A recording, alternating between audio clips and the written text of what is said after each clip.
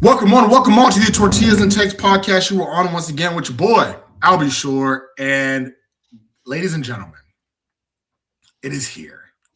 The Big 12 championship game. And to talk about a game that we've never got the opportunity to preview before.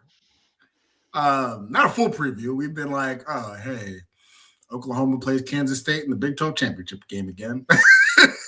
We just brushed by it. But this time, our Red Raiders are in it. And to talk about it, we got the People's Champ himself, Jeremy Gillen. What's up, Jeremy? What is up, Albert? This is the first, hopefully, of many football conference championship episodes where we get to talk about your Texas Tech Red Raiders in the Big 12 Conference Championship in Arlington, Texas, tomorrow, 11 a.m. I'm excited, man. This is really fun. Is this you auditioning for like a WWE? God, no. But it's been great. I spent the time this championship week, usually it's like, your team sucks. Your team's, you see, two fan bases usually duking it out. This has been the most annoying championship week and also the most wholesome. No, because BYU's too nice, man. They're too nice. They're not fun to go up against. They're way too nice. I don't know. Some of them are saying hurtful things. Oh, I hope that you get out 5 minutes late. I hope that your tortillas are a little stale at the store.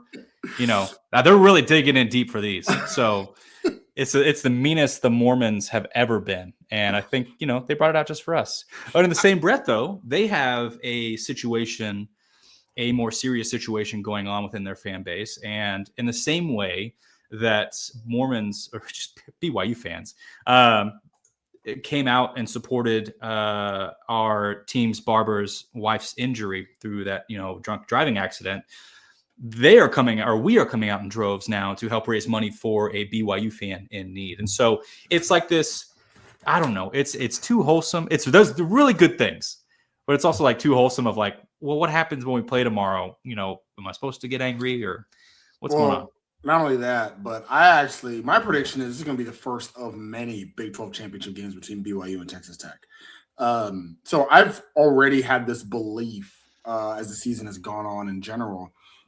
Because obviously, Texas Tech ain't stopping when it comes to NIL money infusion into football and just sports across the board. So we're not stopping there. And then Joey McGuire has proven to be a good CEO type of head coach. Mike Leftwich ain't going anywhere. Shilwood probably will eventually, but we'll just, we'll have to replace him with somebody just as good.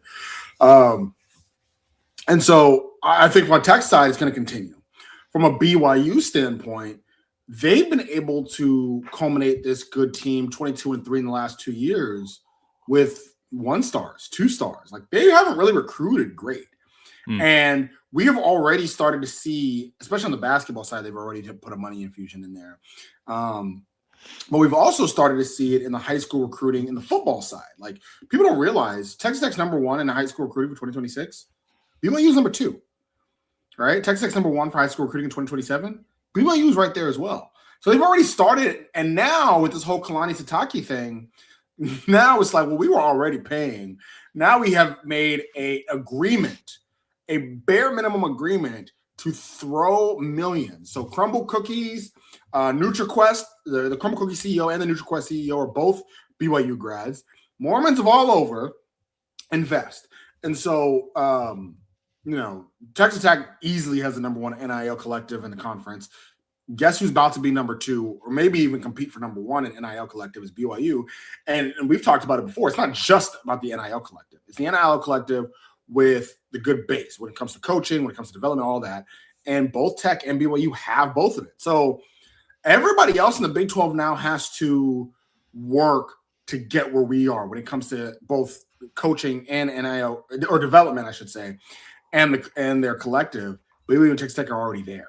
So it's going to be very, I think this is going to be a common occurrence between these two teams. We have taken, the question was when Oklahoma and Texas left the Big 12, who fills the gap? And there was kind of a struggle early on of, hey, Kansas State can step in there. Oklahoma State at the time was like, okay, we're going to step into that. TCU was certainly wanting to step into it, hiring Sonny Dykes. And to see Texas Tech and BYU step into that, but step into it in a way that is perennial. So by doing the financial support end of things, I was talking to somebody about this earlier this week. I can't speak for BYU, but certainly for Texas Tech has done the hard work early of setting up a system in which you can have like continued success. Like it's not, remember Miami was like, let's just have a lawyer dump a bunch of money for transfers and then see what happens. It's not like that. It's a built system that is going to follow the rules and, capitalize as much as physically possible. And that has set up Texas Tech for success for much longer than 1 year. It's the same for BYU. So like you're saying, like this is, BYU and Texas Tech are the teams to beat, not just on the field, but certainly in the administrative side of things. Well, I was going to say, Joey is also smart to realize the first year you get this money infusion, you got to capitalize. That's right. That's the mistake that like Miami made with Shapiro a few years ago. It's a mistake that TCU and Baylor made. If you remember, I think it was before last year, they had T-shirts that said, "We pay our players." They were like, you know what? Hey guys, we're going to start paying players. We need you to invest. And Baylor fans actually did invest in the NIL collective. Now, obviously, they didn't invest to this amount, but they were much more willing to than before. TCU, remember when they hired Sonny Dykes, had the helicopter come in. Their whole thing was, wait, we here to pay and play. Problem. Last year was really the first year for both Baylor and TCU that it was like, we are here to pay and play. And UCF, actually, I didn't forget about you too, Golden Knights, where the three of y'all had pretty good NIL collectives. And all three of you flopped. Maybe not flopped on Baylor's side because they ended up coming towards the back end, but it wasn't competing for a Big 12 championship game, right? And so Joey realized that, like, all right, year one of the NIL infusion into our team, we got to capitalize because what would have happened if we spend all this money and go 7-5, I think Cody Campbell is the sicko that would still continue to do it, but does Dustin Womble, does John Sellers, does, some of these other boosters that we have funding the team. How long are you willing to spend $10-20 million on a team before you say, you know what, it's just not worth it. This team ain't got it. I could save my money, and we if we're gonna go 7-6 off of $20 million, we can go 6-6 off of, we can go 6-7 off of nothing. You know what I mean? So we capitalize on the first one, and that I think is also helping to build that success, build that lineage overall. But it's like the same thing I've been saying before, which is like last year we were 8-4 in the regular season last year. We were a game away from the Big 12 tournament championship game last year. So we had a good team last year. So then you just add the NIL infusion, and it's like, now, did I think we'd be this good? No. But you got to imagine it's worth at least 2 wins, bare minimum. Yeah. You got to, yeah. So before we kind of get into this preview, I did want to talk about a reflection, Mr. Gillen, on the Red Raiders from yesteryear. So we're kind of sitting at 11-1. I famously did not predict Texas Tech to go 11-1. I believe I predicted 10-2, and I predicted us to miss out on the Big 12 championship game. I had Kansas State and Iowa State in the Big 12 championship game, which I think I'll just continue to do so. 2 years ago, I predicted Utah to win the conference. They famously were awful. This year, I predicted Kansas State to win the conference. They were famously awful. Next year, I'll choose a new victim, probably TCU, to suffer the fate of the Albie curse. But yeah, so I was very wrong. 10-2 to 11-1 ain't too big of a difference, so I'm not gonna beat myself up on that one too much. But I never expected, not because we're not just 11-1. We are like 11 wild blowouts and one game where we barely lost with our backup quarterback to a team at full health as the top 20 team in the country. So, Jeremy, where's your reflection? I think you were a little higher on the Red Raiders, but still also did not predict them to win the championship. I still think I still said 10-2, because for me at the time, Kansas State was a fear. So was BYU. You did mention BYU, yeah.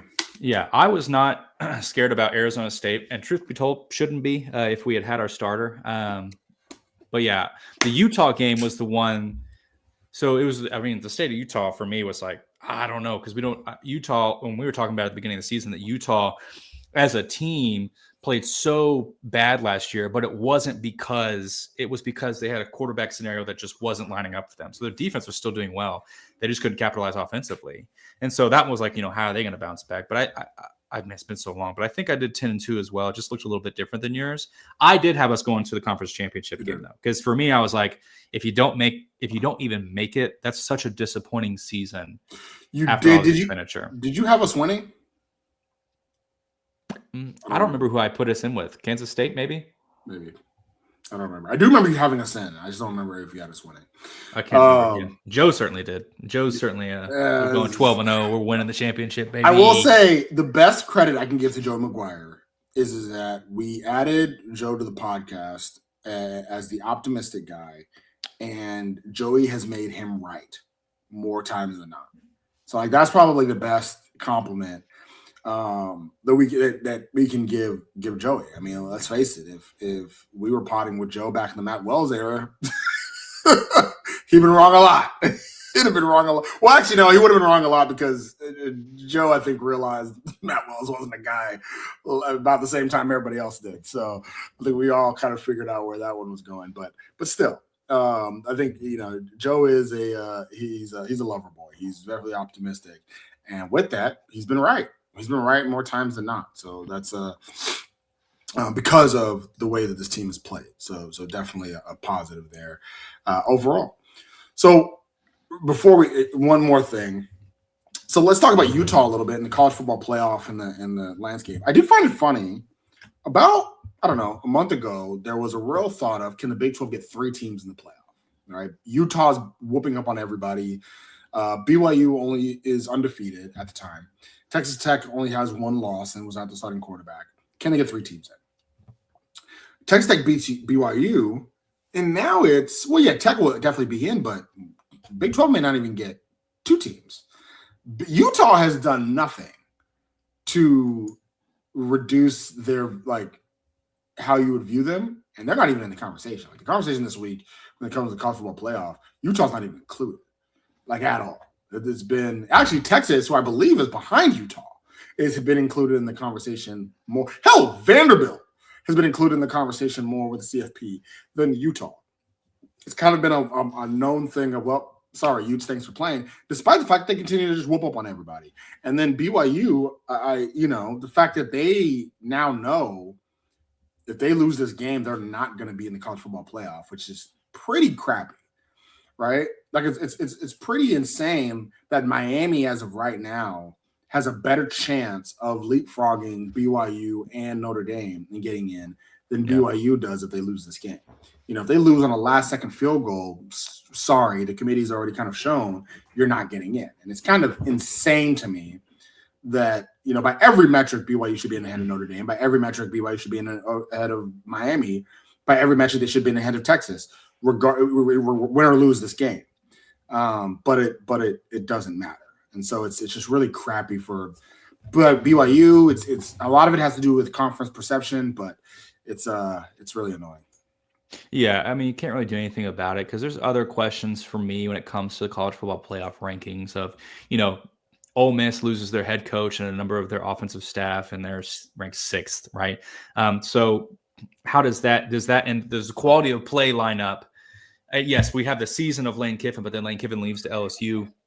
Does the quality of play remain the same with an interim coach while they're in the midst of a playoff where all games are the toughest game going forward? At the same time, I'm enjoying the campaigning that the Big 12 has too little too late for me, but has come around to being like, okay, if we stack up BYU with some of these other teams, Notre Dame especially, and they're right, they're right flip-flop. And so I think the most interesting one is the Notre Dame BYU conversation because BYU, Notre Dame, 10-11, BYU having statistically the advantage in all categories. It feels like every category. Yeah, it's every category, and they're playing for a conference championship. Notre Dame doesn't have the advantage of a conference championship, and they'll say, "Well, we don't need to. We got the brand, like blah blah blah." And the brand was supposed to make sense in the BCS era. Like that was the whole. That was a lot of it back in the day. Now, like the college football playoff is supposed to be about parity. It's supposed to be about introducing, the most deserving teams into a funnel scenario where we get to do it just like we do with March Madness, man. Welcoming the teams that have worked their butts off to get here. It will be the significant thing for BYU being, and not just because it's Big 12, not just because it's BYU. The thing for BYU is that this is back-to-back years where they've had they've had a great season and they've been left out. They feel cheated. In my opinion, they will be the number one snub in back-to-back years. That is insane. Which is insane. Absolutely. So the college football playoff, and here's the thing, is I am not advocating for bumping it up to 24. There's no reason. I think that there just needs to be a rework about how it's built. Because the conversation we will always kick down the road is, this team should have been in over this team, and like this, we need more teams in, and that will never end. I'm comfortable with 12. Win your games, but also there's got to be some accountability in leveled conference. Like these metrics were supposed to even the playing field. Whereas I feel, when we're pumping the SEC, especially full of top 25 teams at the beginning of the season, that really skews the narrative whenever most of those drop down or out. And so it's a complicated scenario for conferences like ours where, if you don't win your conference championship, you can't be in, because you're obviously not a good team, despite being 11-1, having all these incredible statistical anomalies for your team. It's frustrating. Yeah, I think that one of the biggest issues there is that it's a big amount of inconsistency from the committee. So one of it is that most deserving versus best, that conversation, right? Because you mentioned earlier that BYU has definitely been the most deserving back-to-back years, and I agree. But I think the counterpoint is, especially when you compare them to Notre Dame, is, well, are they better, right? Notre Dame wins a lot of the advanced metrics, the EPA per plays, just how they're beating their teams. Because we talked about it, how you win your games matters. The reason why Texas Tech is fourth right now. The reason why Texas Tech's ahead of Ole Miss and ahead of some of these other teams is because of how we beat our team. I mean, we've beaten every single team by 22 points with the exception of our one loss. And so Notre Dame, very similarly, right? Notre Dame has just mollywopped virtually every team that they've played with the exception of their losses, right?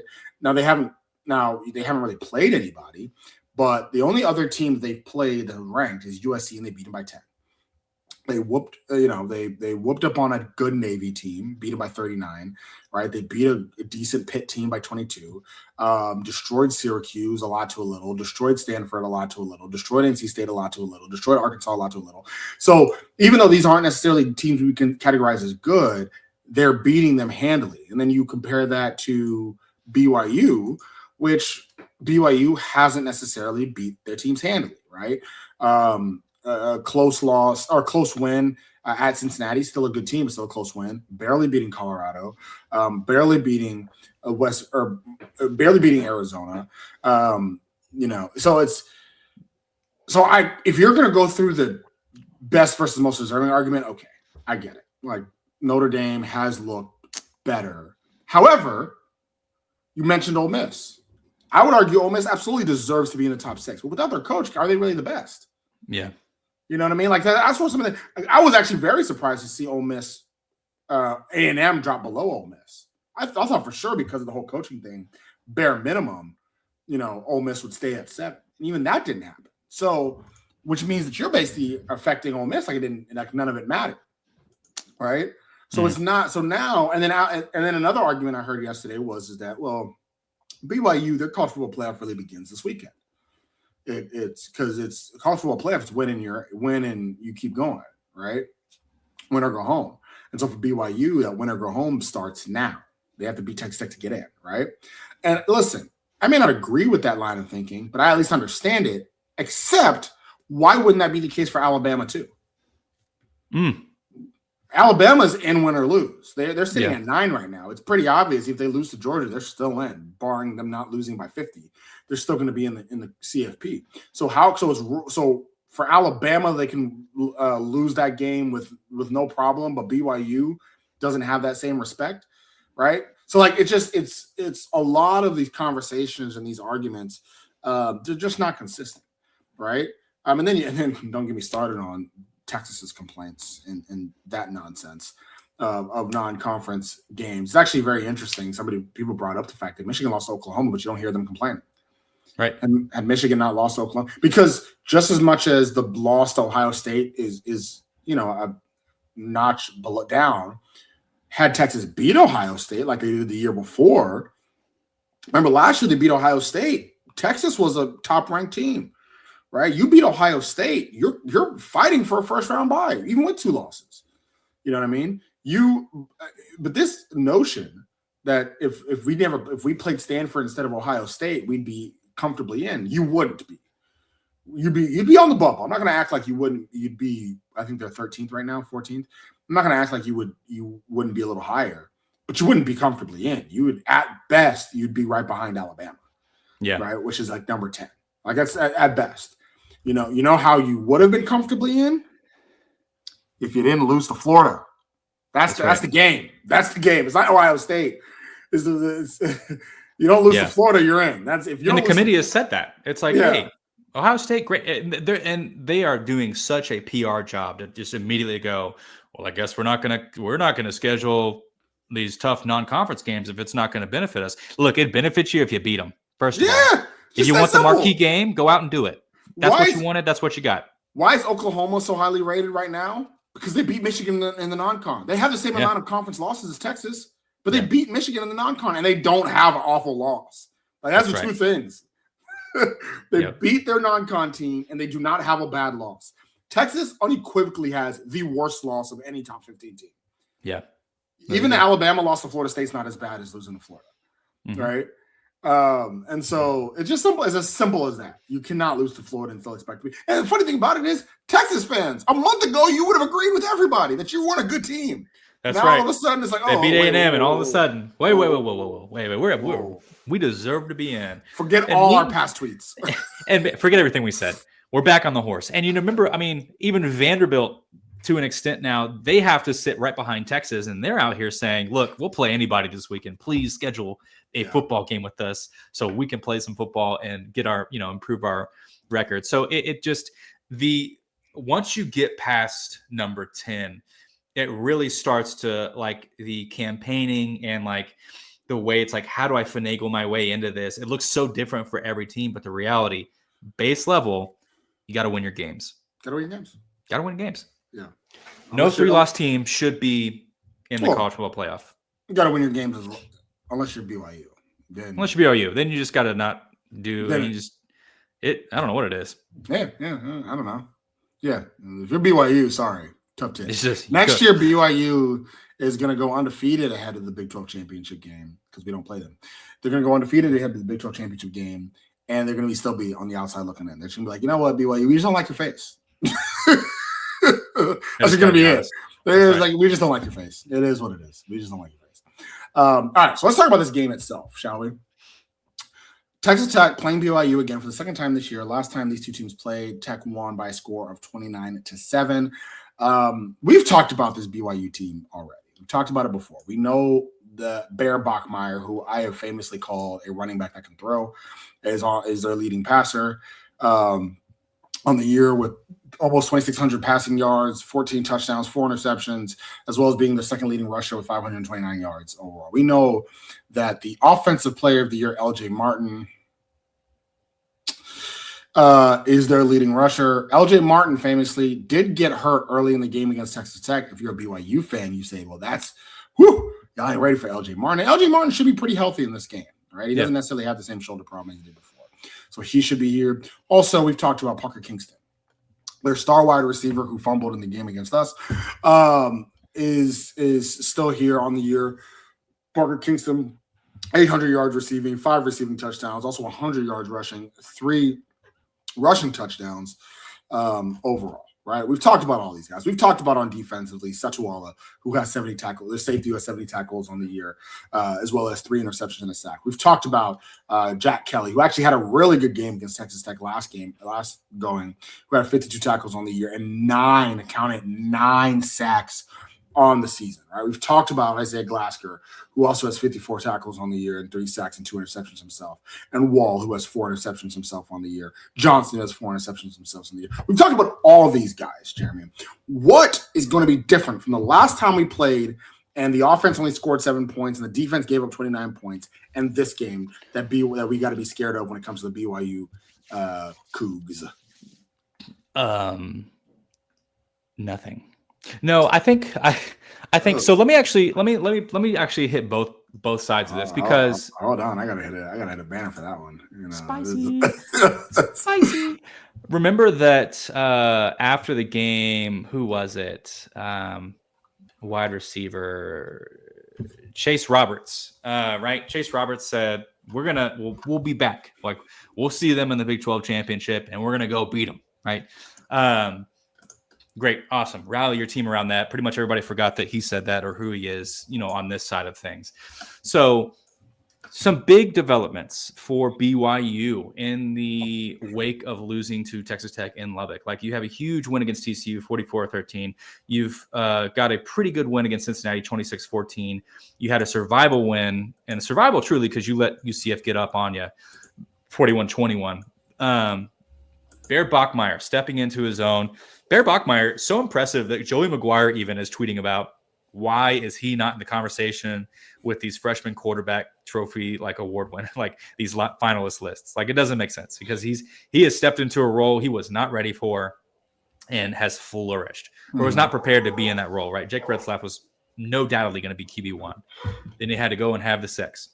But from that, you have a team that's rallied around listen, we are going to go to the Big 12 championship, and they've played at a level a little bit higher because remember, even before Texas Tech, the margins of victory were much smaller. I mean, they beat Colorado 24-21, and we were all saying who is BYU? Well, lose to Texas Tech the way you do, but they completely changed, right? They go and beat a good TCU team, they go and beat a good Cincinnati team, and they whip up on a team of UCF that they should have whipped up on. So they kind of hit another gear. With Kalani Sitake deciding that he's going to stay, the team rallying around that, this is going to be a much more aggressive BYU team, also because they know if they don't win, they're not in.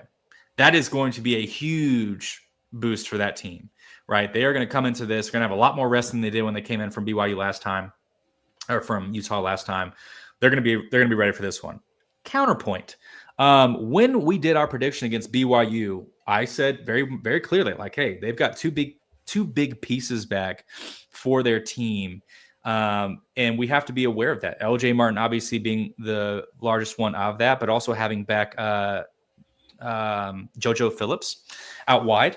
It was hey, these are 2 people that they didn't have that they said this makes up their offense, and they've got them back. And now they're healthy. But at the time, it was, we have to consider these guys. But what was our point, Albert? Our point wasn't, they got these 3 guys and Bear Bachmeier, JoJo Phillips, and, Parker Kingston. Remember him? They've got, LJ Martin, one of the best running backs in the Big 12. Our point was great, good, awesome. Our defense is literally built to stop your offense. And not your offense in particular, but offenses that rely on a mobile quarterback, a quarterback with mobility and a really strong running game. And it sure enough, whenever BYU tried to make it happen early, it didn't go for them. Our defense was ready. Defensive line was getting pressure early. Our linebackers were shutting down running lanes. Our linemen were getting there early. Linebackers were shutting off running lanes. Defensive backs were holding up their guys well. Bear Bachmeier didn't have as much time as he's used to having throwing back there. And when he tried to run, Curry, Rodriguez, Ben Roberts, they're all over you. And so while I understand that BYU is I'm a lot more energetic for this game, we're gonna show up for this Big 12 championship game. And I do expect for it to be a lot closer than it was last time because neutral field, of course, if you want to call Arlington neutral. But the reality is that our defense is the defense is the same, if not a little bit healthier than they were. So I am not oh my God, this is going to be a whole different game. It's the same game. It's just going to be played at a much more aggressive level on BYU side because they know what Texas Tech is going to bring. Yeah. Well, so um, I will say that I do expect BYU to score more than 7 points. Can I just say that I do expect them to score more than 7 points this year? Texas Tech's defense has been, or the starting defense has been beat up by what they've had 2 bad quarters the entire year, like the starters. If you remember the second quarter against Kansas, where Kansas scored 3 times, and they scored 3 times, and it was like, oh, what's going on here? And then the only other, actually, I'm not take it back. Yeah, that was really a bad one. I was going to say Kansas State, but Kansas State won a bad quarter. They just intermittently spread some scores across the board. So really, just that Kansas second quarter. Oh, sorry, no. And the only other bad quarter I would say is Arizona State second quarter as well. Yeah. So that's really it. Right? So this defense, but I do expect BYU to score more than 1 touchdown. But how much more is really the question. LJ Martin makes a difference, but how much of a difference really is the question. If BYU does the impossible and scores 3 touchdowns in this game, amazing. That's great. No team in the Big 12, and with the exception of Arizona State, has been able to do that all year. If offense does the exact same thing, it'd still be a W. And not only that, but though I expect the BYU offense to do a little bit better than they did last game, one thing I think that is being lost on a lot of BYU fans, Tech's offense didn't play well that game. Like at all, especially once no red zone presence. Yeah. And what is the main thing we've worked on the last 2 weeks? Red zone. Yeah. And so if we look at this right here, a lot of field goals, a lot of punts when we didn't need to, a lot of missed opportunities on the field, and still scored 29 points. This team could have easily scored 40 plus. And so it's not going to be – so to me, I do expect us to do better in the red zone. Can BYU stop this offense between the 20s? I don't think so. I really don't, right? This wasn't our best offensive output, and our offense has been humming lately.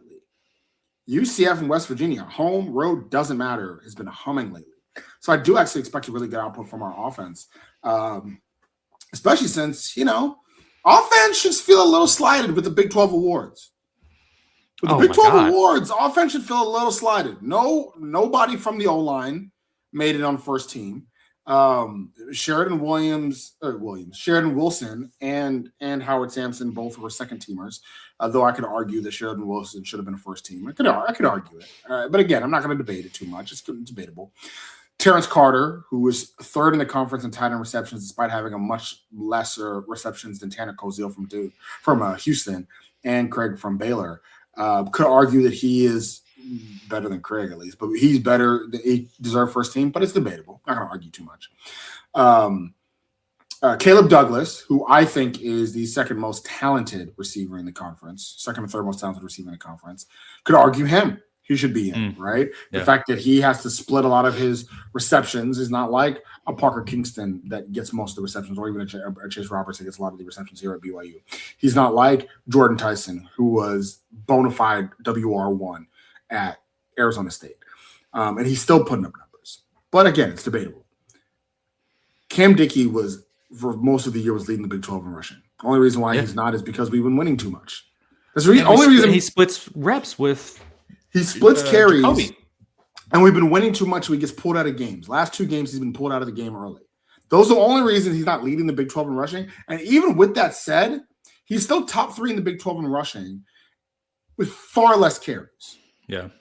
Far less carries and easily leads in touchdowns. I actually think it's not only did I think he was snubbed from first team, I thought he should have been in the running for Offensive Player of the Year. I'm not going to go all the way and say he should win it. He should win it. I'm not, that's debatable. But he's in the running. So a guy that should have been in the running for Offensive Player of the Year, not even getting first team, I thought was asinine. So if you're the offense, if I'm Mac Leftwich, I let it be known. Hey, Barron, you were honorable mention. Did they tell you that you were the guy that leads the conference in yards per game? You were honorable, man. You didn't even make third team, buddy. Hey, Davion Carter, you've had a really good year, but you were Dang, third teamer, huh? Hmm. That's crazy. Ooh, Reggie Virgil. Man, you had a really great senior year, bud.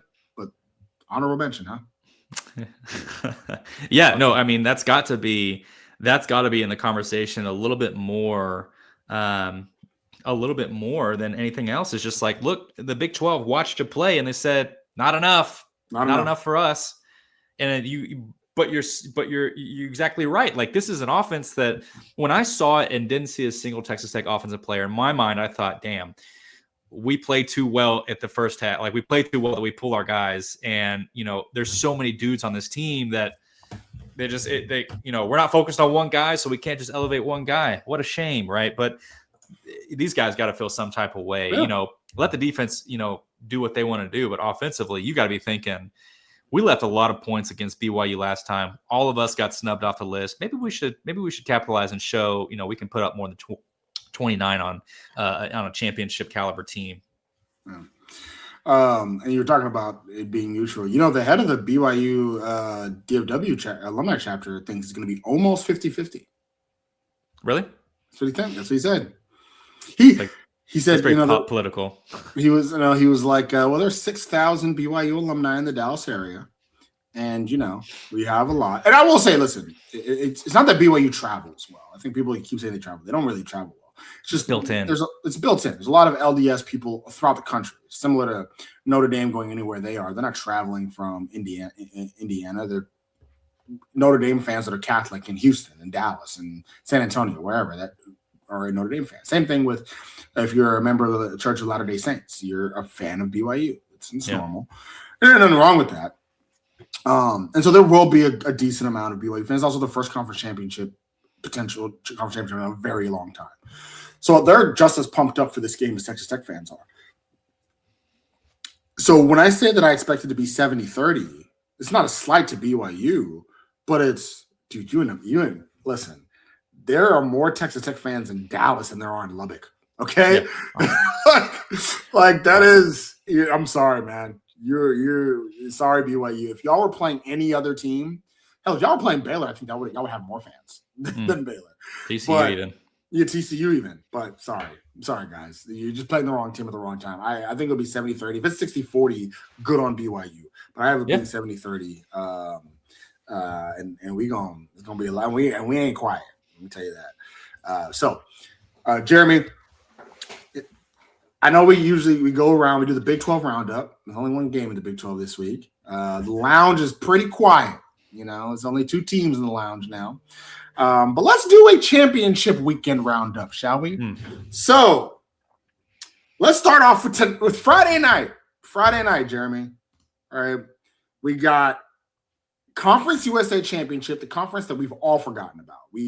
I think most people forget that Conference USA is even an FBS conference, but it is. I like to now call it it's kind of like a tweener conference. Like when you're FCS and you want to make the jump, you join a Conference USA real quick and dip your toe in FBS before going to a real conference. So anyways, Kennesaw State, who is fairly new to FBS, against Jacksonville State, who's also fairly new to FBS. Kennesaw State, 2.5-point favorites. This game is in Jacksonville, Alabama. Who you got winning it? Good question. No idea.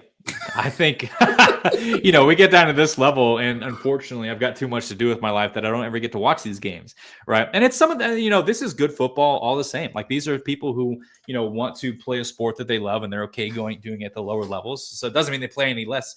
It just means that I don't watch it very much. So if I just had to pick one, give me the home team, Jacksonville State. Wait, so you mean that they are excited to play football? They wouldn't vote to not play potentially their final game? They wouldn't say, you know what, screw it, we're not playing?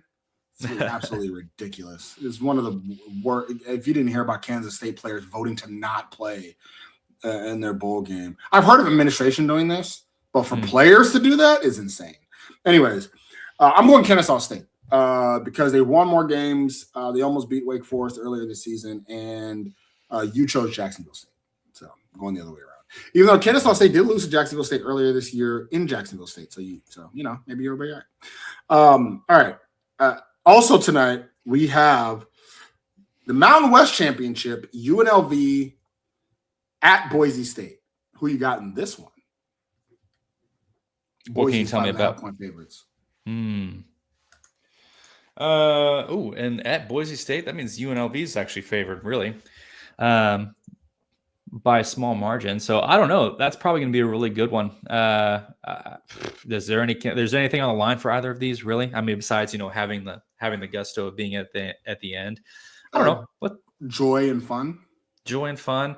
I think this is also, not to cut you off, but this is also the last Mountain West game for either of these two teams. Both of them are going to the Pac-12 next year. So, wow. Okay, so it's forever. It's the forever scoreboard. That's crazy. I don't know. Tickets low as $10. So if you're in the area, go out and support football for football's sake. Albertson Stadium. Why the hell would you be in Bible? I don't know. We may have somebody out there. I don't know. I love a team that's making a name for themselves. Boise State, obviously more familiar across the board. If you don't watch a lot of football, UNLV definitely doing a lot of work to kind of get in the up and coming. I say, look, give me UNLV and give me by a field goal. Good pick. I was actually going to go UNLV as well, but you chose UNLV, so I'm going Boise. Also, Boise did beat UNLV at home earlier this year, and they beat them by a lot. Beat them by 25. So I'm going there. All right, now to the games that actually have some gusto. I'll go one more that doesn't have anything. On Saturday, Miami, Ohio, Western Michigan, in Ford Field in Detroit, the MAC championship. Who you got in that one? Give me University of Miami, Ohio.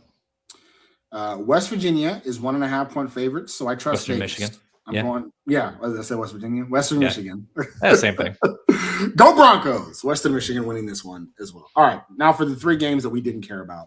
It had no stakes. Now let's go to games that have a little bit more stakes. All right, so starting off, again, Friday night, Troy at 25th ranked James Madison. James Madison is 23.5-point favorite for the Sun Belt Championship. James Madison has a shot at making the college football playoff. College football playoff in their rankings told us two things. They said, one, no matter what, you are not going to leapfrog the American championship winner. But two, if Duke wins the ACC championship, you are likely in. That's the two things that college football playoff told us with their last rankings. So does JMU does Troy pull off the unthinkable? No, I don't think so. I think James Madison is just too in the hunt right now, especially coming up from the lower leagues. That's absolutely like this is a dream scenario for JMU to be picked to have a chance to get into the college football playoff.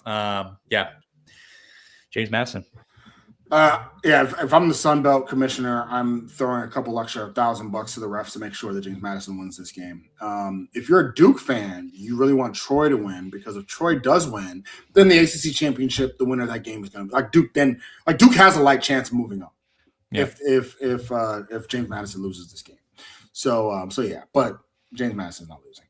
So I mentioned the American Championship earlier. 24th ranked North Texas at 20th ranked Tulane.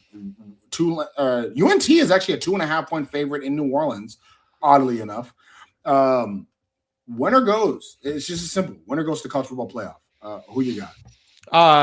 I don't think that's an ungracious line, because UNT has just been 11-1. They've had a really good season. They've been offensively such a powerhouse. I think the over-under on this is 66. It's like, and they're expecting UNT to score most of those points. Even being in New Orleans, I think that UNT, there's no no topographical advantage there. It's at 7 p.m., so they'll have had the day to kind of get ready. I think North Texas is absolutely trying to do everything that they can to continue this streak of pride for the Denton and greater Dallas-Fort Worth area. And I think it'll be a 2.5 line is pretty crazy. I think UNT can get away with probably a touchdown victory here against Tulane. A lot of people assume Tulane's the better team, including the committee. But I'm with you. I've actually liked UNT for a while now. And the fact that Eric Morris is still coaching this team, and Eric Morris actually seems to be the most, out of all the coaches that have left, including Tulane's, that have left elsewhere and is still coaching their teams during this, Eric Morris looks the most committed. We didn't even see a press conference with him in Oklahoma State gear yet. No, he's focused, man. And that was a good line. I forgot to talk about that. That's exactly why I think North Texas will win. They got him. They got Messmaker. They've got the team. They've got the team. Yeah, for sure. And so there's that. So I the first time in this thing, or the second time in this thing, I'm going to agree with you. North Texas wins this one on the road. All right. So 3:00, on ABC, the SEC championship game, number 3 ranked Georgia, number 9 ranked Alabama. Light chance Alabama's loss knocks them out of the CFP, but highly unlikely. However, a loss by Georgia would knock them out of the first round bye. They're currently ranked 3rd. If they lose this game, they'll still be in the CFP, but probably not in a bye capacity. Georgia, 2.5-point favorites. However, last time these two teams played, Alabama won. And let's face it, Kirby Smart has an Alabama problem. He struggles to beat Alabama. Does he struggle again?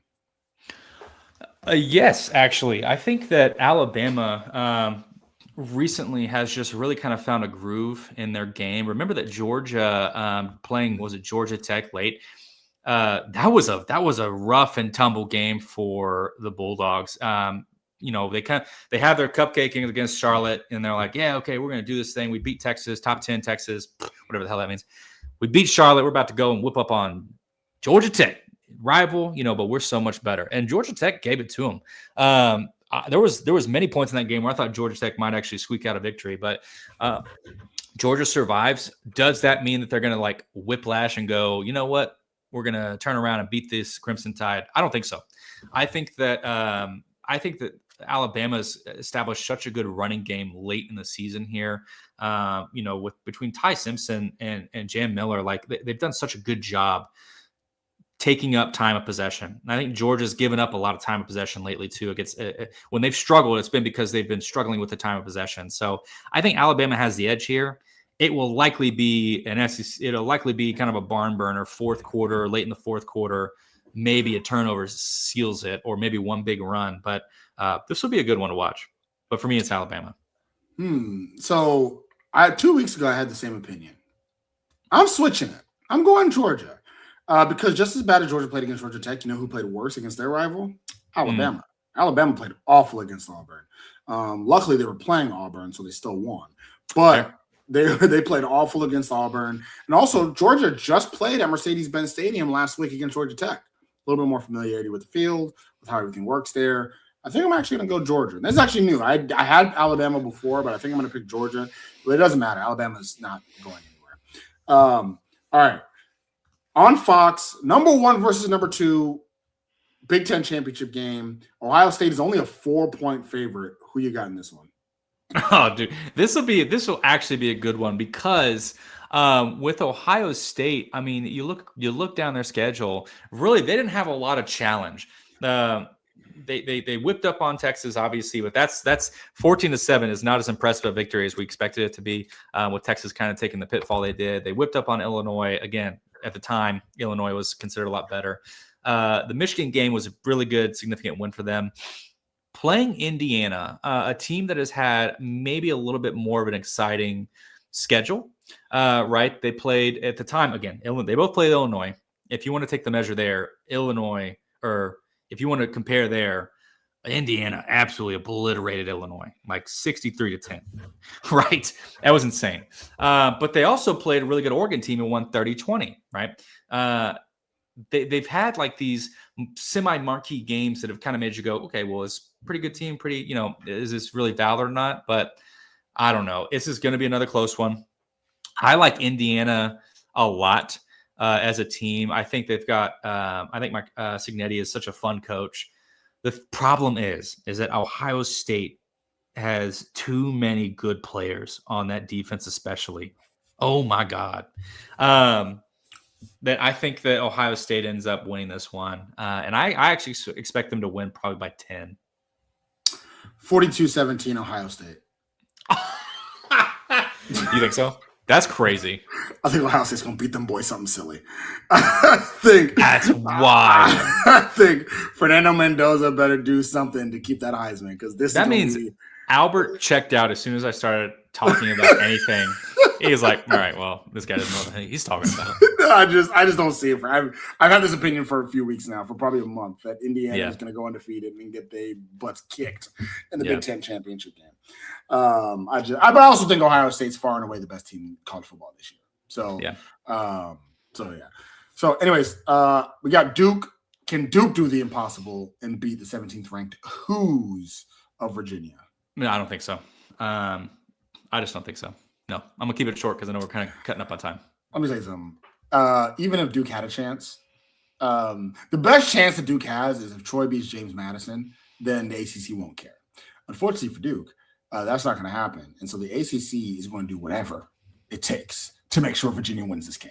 Okay, and Duke's just going to have to take it. They're just going to be like, you know what? We get it. We understand. Yes, that was pass interference on me, even though I'm not even guarding the receiver. That's fine. They're just going to have to take it. Virginia wins in a landslide, actually. I think they'll be over by halftime. And so, last but not least, the game of the week. The real game of the week. The game that really matters. BYU has to win to get into the college football playoff. The last two teams in the lounge. Who wins it, Jeremy? 11th ranked BYU, 4th ranked Texas Tech. Does Texas Tech, a team that doesn't need to win this game to be the college football playoff, let up and let BYU in, or do they shut the door slammed tight? Love the idea of two Big 12 teams getting in. Hate the idea that means Texas Tech has to lose. Look, I'm all for doing what we need to do to help the conference, but not at the expense of the Red Raiders. I don't care. I don't care if we're the bad guy, but I think that Texas Tech is going to come out. This is the closest you've ever been to a solo conference championship in the Big 12 era. You're going to take it. Joey McGuire has been wanting this since day one. The guys have been wanting this. Baron Morton's wants this really bad, and we have all the pieces to make it happen. I like how we've previewed this game enough. Honestly, last time we previewed BYU, not much has changed. Right, just the intensity and some of the storylines have changed, but the schematics, the needs to win, the keys to the game, all the same. Right, Albert mentioned it earlier. I agree fully. This Texas Tech offense is going to take a little bit of chip on the shoulder with the awards that were given out or not given out in their scenario. But more importantly, I think that BYU will get more points on our defense, but they're not going to score more points than other people have scored on our defense. So for me, I think Texas Tech wins this. I think Texas Tech wins it fairly handily. I'm gonna do something crazy, and I'm gonna say Texas Tech could win 37-22. That's not that crazy. Tech's winning. Yeah. That's not that. 42-21. Actually, I even feel bad about saying the 21. So I'm gonna take a step back. Actually, let me not go too crazy. I'm gonna say 38, 38-17. 38-17. Hey, we only beat you by 21. That'd actually be the smallest margin of victory we've had all year. But 38-17. I think Texas Tech's just a better team, flat out. I think that though I believe BYU is going to score more than they did last time, I think Texas Tech will too. And the victory bells will ring out, and we're going to win our first Big 12 championship, and we're going to get a first-round bye. We're all going to get healthy, and we're going to be right back in the same stadium for the Cotton Bowl in 2 weeks. And it'll be great. Jeremy, anything else you want to say to the people? Live it up, Red Raiders. This is an exciting time. Enjoy the game. You're going to the college football playoffs. So, this is a super fun time. Live it up, man. This is, I could not be more excited. I'm very excited. I will be at the game, so look out for me. It's just going to be a great, fun time. Shout out to Jeremy for that too, by the way. This will be an incredible time, incredible experience. If something negative was to happen, I'll cry for 2 seconds and then remember we're in the college football playoffs. All of y'all can SMD. That'll be my right. emotion there. But I think we're going to win this one, and it'll be a great time in Rotary Land. So for the people's champ that is Jeremy Gillen, this is your boy, I'll be sure, and you have listened to the Tortillas and Takes podcast, part of the 1012 network. As always, stay right, people.